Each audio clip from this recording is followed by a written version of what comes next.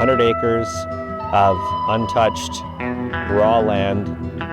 There's 950 meters, almost a full kilometer of lakefront, and we're out here in Big River, Saskatchewan on Cowan Lake.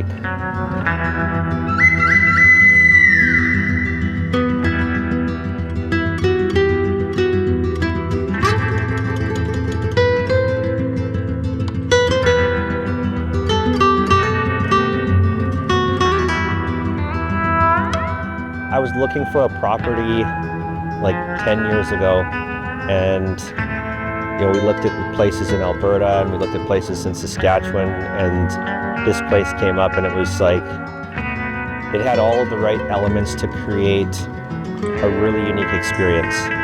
Grease is up. You miss, I'll try.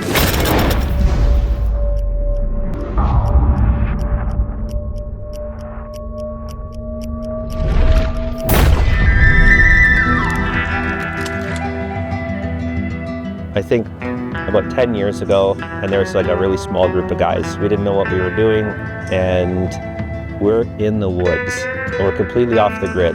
When you enter the property, there's zero cell phone reception, and you're left to your own devices, and then you also start relying on the group.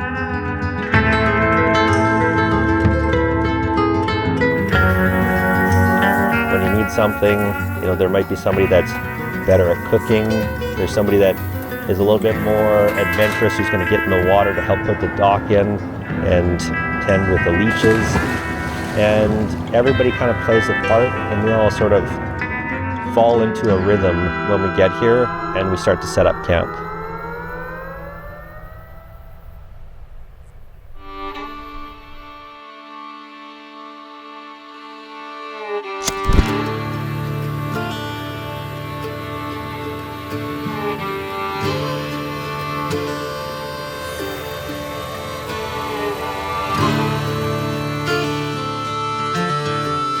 It's interesting that we have access to industrial designers and being able to drop some plans. And so this year I kind of got a little bit more formal and planned a proper gazebo.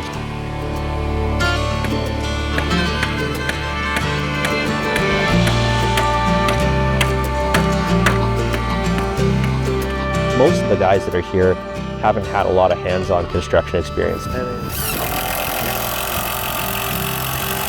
But it was great to see that everybody would chip in, setting posts, putting concrete in the ground, and we all felt like we built something together.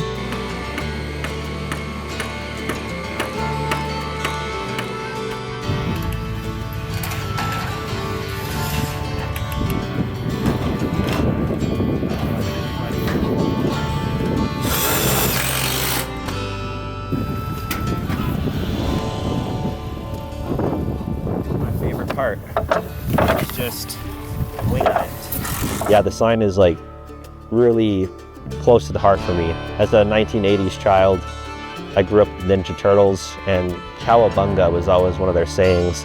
And so this is Cowan Lake. So somewhere along the line, I think one of our first trips, we sort of coined it Cowanbunga, and that name stuck. So Camp Cowanbunga came to life, but it doesn't really come to life until you put a sign on it. I feel like putting that sign up, and both Brendan and I putting it up together. He's the original member, and Brendan's never missed a single event. So hoisting the sign and putting up that last finishing screw into the gazebo felt like, 10 years later, we were starting to build something very unique, and it meant a lot to me to be able to do that with Brendan. This is a dream come true. It's so simple, but it's the very first structure that we put on this place. When 10 guys get together to get something done, it came together so quickly, and sure enough, like 1 or 2 days later, we needed it because a torrential rainstorm came down and it didn't stop for 8 hours.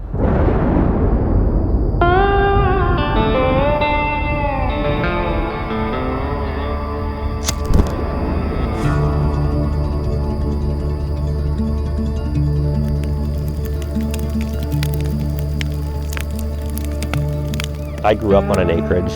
I was surrounded by quarter sections and open grazing fields, a lot of farmland, rolling hills, and my brother and I always went out and explored all of that space.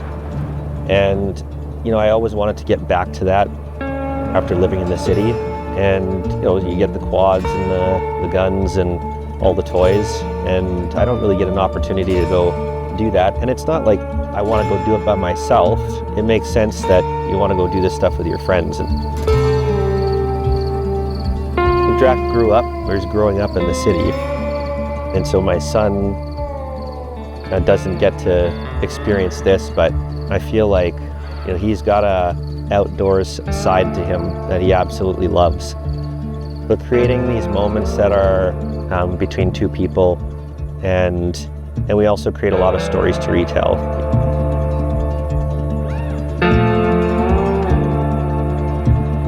He's going to go back to his friends and talk about all the crazy stuff he got to see, the bear prints in the mud, and firing off some of the guns and the clay targets. And it's nice to see him growing up into a young man and being responsible. Some of my friends that are around, they're also teaching him some good habits.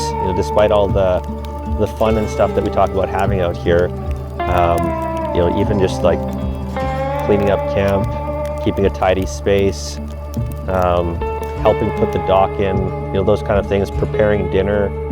I feel like those are all great life lessons for him to learn.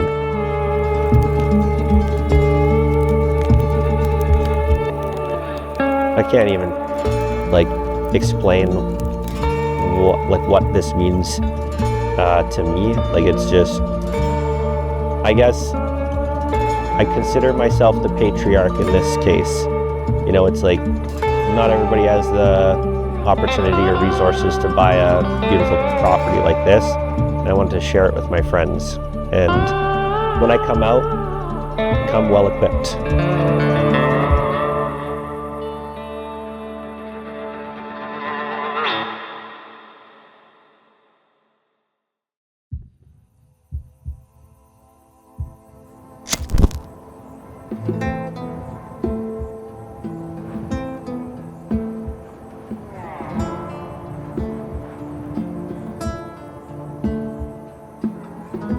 One morning I got up at 4 a.m.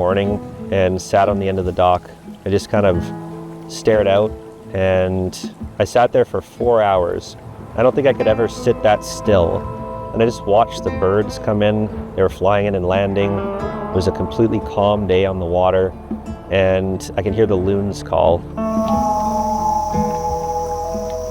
The loon has such a specific sound, and it's so soothing. Yeah, it's a peaceful spot. I mean, we all have very busy lives. Coming out here it's freeing in a way that it's hard to explain. Honestly, you can't explain it. When you talk to the wives, you're like, why are you guys going on another camping trip? It's honestly resetting. It gives us an opportunity to miss those that we love as well. I like the idea of disconnect so that we can reconnect. It's always sad to leave this place, to be honest, but year after year, we'll continue to come and continue to look forward to this place. And for those that missed this year or missed the last year or the year before, we will reconnect like no time has passed and we never skipped a beat. See you at Cowanbunga.